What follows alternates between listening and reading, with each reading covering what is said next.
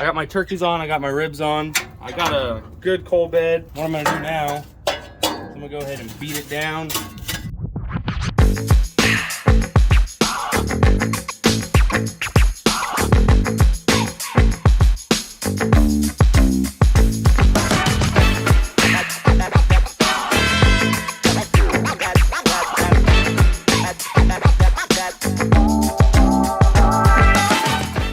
You always want to keep your stack that you're burning down at least the shovel's head away from the mouth, minimally.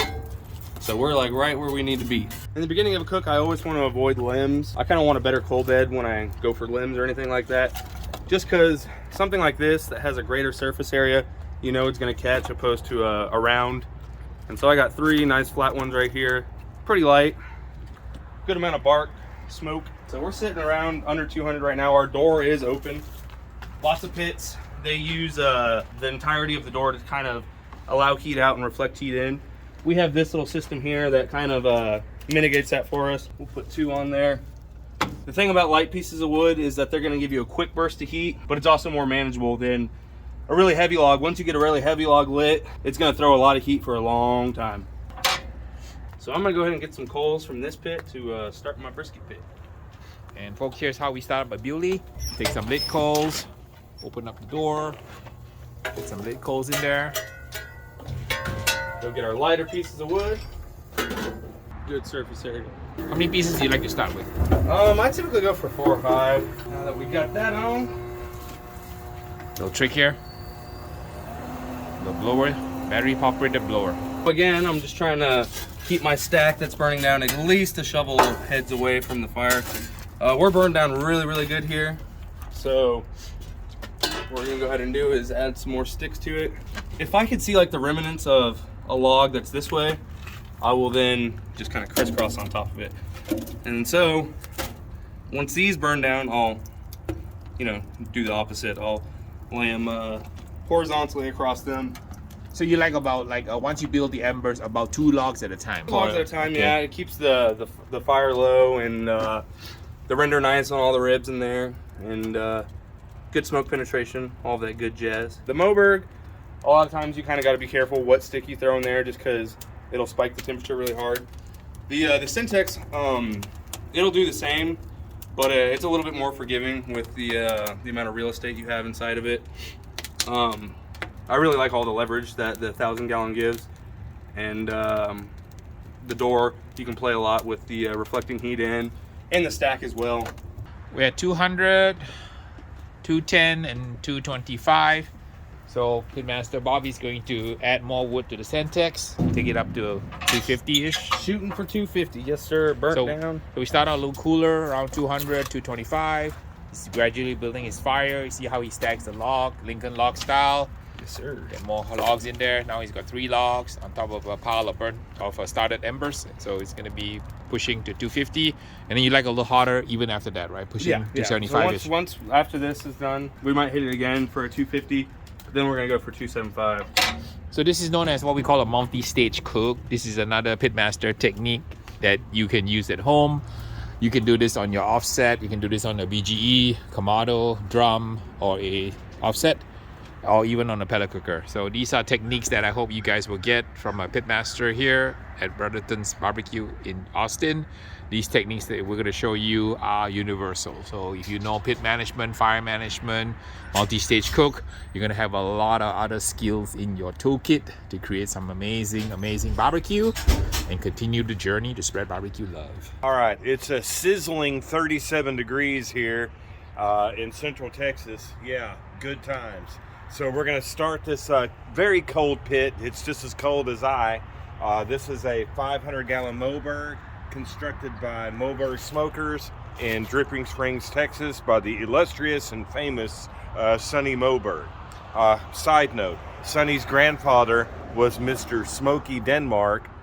Surprise, I used to work for Smokey Denmark, the sausage making company in Austin, Texas. So there's a side note. Nonetheless, we're about to start this 500-gallon Moberg up, so we want to get rid of all of this dead ash. That is no bueno. So out she comes. dig all that dead ash out, and then I'm going to go over here behind us to the pit that's already running, in this case, a 1,000 gallon pit behind us, and I'm going to steal some coal. So we have this pit. Look at that lovely, beautiful fire. Here's a side note. Look how the fire itself in this firebox is leaning towards the cooking chamber and towards the stack on the other side. Is that not indicative of a good, proper draw? I say yes. Let's go ahead and steal some coal and a little bit of log, and then we'll come back and readjust this fire. And that's a quick way of starting a fire versus trying to build a bed of coals. Quick way. If I have the fire available towards me somewhere else and I can steal it, I will do that. A little bit of coal. We'll let that get happy for just a moment. It's very important you pick the right log. How do you know when you have the right log for this application when we're starting a fire? Well, this one's pretty lightweight, which tells me that there's not a lot of internal water weight to it. It's not hard and as dense as some of the other guys in the wood pile. So I'm looking for something that's a little lighter, that's gonna catch somewhat easier. Another secret, a blower. Looks like a hairdryer, doesn't it? Well, it's not. Watch this. And we'll just kind of stoke it a little bit, right? Now the operating parameters that I'm looking for on this pit today are not going to be the operating parameters that you will experience traditionally. In other words, we have sausage coming inside this pit, so we're looking at about 150 to 175 degrees tops when we're actually smoking sausage. However, there's a caveat, and the caveat is I'm about to put some boudin in here, and the boudin can operate at a higher temperature. So more on that in a minute. Nonetheless, here we go. I'm going to let that stabilize. Boom. Now, remember what I told you. Remember what I said about a Venturi effect with these pits and watching the fire lean towards the stack? Well, it's already doing it. Albeit the cooking chamber is not stabilized and it's not heated up to the point where you're going to get a draw, right? Correctly. But once it gets there, you'll watch that flame go towards the stack. Right now we're backdrafting. See this smoke coming out of the pit? Well, we're backdrafting because we're not fully up to temperature or stabilized yet. We'll get there. So we're just going to let it get happy, right? Chill out. May take about a half hour or so to completely heat up all of this metal and inside the cooking chamber. Yeah, and off we go. But look up towards the stack over here. See, she's already starting to pull. That's a good sign. This is a reducer. Look at the diameter of this elbow as it exits the cooking chamber. Pretty big, right?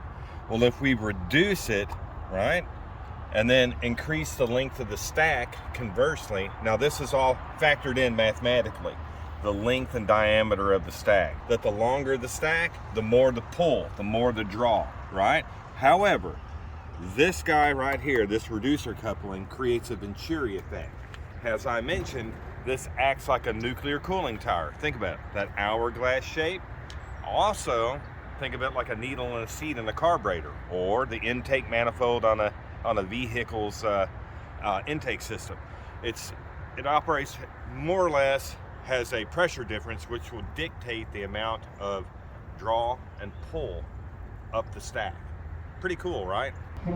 So if we pull it open, oh look, the smoke is pulling in that direction. You physically see it, right? We're getting up to operating temperature for sausage, and it's pulling towards the stack. But if you look at the geometry of this pit, how this firebox is positioned, up or down, forward or out, in conjunction with how this guy is cut open, right? This is our shelf, which is the damper, and this opening right here from the firebox. This will dictate how the heat and smoke will be thrown into the pit. But if you'll notice that the entrance here, right, and you can physically see the smoke rising in this direction towards the stack, means that the heat and smoke are going to go slightly above and slightly under this grate. And if you'll notice, this way, this grate almost bisects the entrance to the stack. That's pretty cool. So that means a really nice, good, relative hot, fast draw across, slightly under and above this grate. And you can see it. Look how, even with the doors open, this guy's pulling very nicely. This is what I like to see. So our stack is starting to burn down. It's still got some shape to it. Not a whole lot. I'm gonna go ahead and beat this down though. It's cool out this morning, so I'm really not trying to take any additional coals out. I can really use whatever heat's in here. On hotter days, and when you're really trying to manage that temperature, taking additional coals out and adding some wood in is a good way to introduce new smoke without it getting too hot. But we'll go ahead and go pick out some sticks and we'll lay them across. As you can see, the shape of these logs are still kind of holding to, and the logs that go across will give some height and help throw that heat across the ribs. At this point during the cook, it's totally okay to use rounds. Like I said, I try to avoid them in the beginning just because they just kind of throw heat differently than split. Decrease surface area, and they can kind of spike your pit sometimes if you don't know what's going on. But we're at a spot where we could use the bark, and we can use a little bit of a slow roll. So let's go ahead and let those do their thing. Also, since I have my pit right where I want it to, I have this wide open, which would be the equivalent of, you know, maybe having your pit door wide open. I also have the stack running wide open as well, and that just, you know, creates greater velocity for the smoke to travel across the different cuts of meat and give us the bark that we're looking for. So we're gonna prep the pit again. Here we go. The sausage that's about to go into this pit, the 500-gallon Moberg, is not the boudin in this case, but it is the Christmas tamale sausage. You heard that correctly. All the little tidbits and goodness of seasonal, holiday, Christmas tamales are inside these links. Now we know that the fats are going to render at roughly 39 to 45 degrees Fahrenheit, regardless of the type of heat that you apply to it, but we're trying to pump the brakes on that process by operating as low as we can, and typically that operates around 150 to 175 degrees. Wow, that's a lot going on already. So I'm going to prep my fire here real quick, pop the hood on the pit, and get the product put in there, and then after which we'll go ahead and readjust our fire so we can maintain that temperature. So these sausages have been here for about an hour now, roughly at 150 degrees inside the pit. This is the phenomenon known as conditioning the casings, or casing conditioning, meaning that we're shrinking and drying the casings tighter onto the internal mix without over-rendering the fat internal to the sausage itself. As you can see, the casings are having a little bit of a more dry look, and they're shrinking, yes? And we're developing a really nice, good mahogany color on this particular sausage. But we know that they're not done yet, because if you feel, they're real spongy and squishy in the middle. This is exactly what I want to see and expect to see at this stage. So just for reference sake, let's just poke one and just see what we're looking at. Any bets? 131. Nope, I'm gonna say 109. Wow. Okay, spot on. Dang, it's almost like I've done this before. That's weird. So we know that we're looking at basically about 40 to 41 degrees additional for my target temperature of 150 degrees internal. So these guys are going to Cadillac, and they're going to ride in here until they hit 150, at which time they'll be removed, shocked, and allowed to rest. For now, this is what we got. So let's shut the hood, adjust our fire, rinse, lather, repeat. And then you want more fire now, right? I'm gonna take a look and just kind of see what's going on. We want not much at all. We're just trying to create a heat generator, wherein the coal is going to carry the majority of the heat into the chamber, and the wood will develop most of the smoke. Now we know as this wood dries out, as you can plainly see, it's starting to ignite, that it will ignite and start raising the temperature up, but we're trying to stay in advance of that and modulate that as needed. But with one stick and one shovel full of coal, that will produce about 150 degrees inside this guy. That's what I'm looking for. So set another timer for another 30 minutes, or off we go.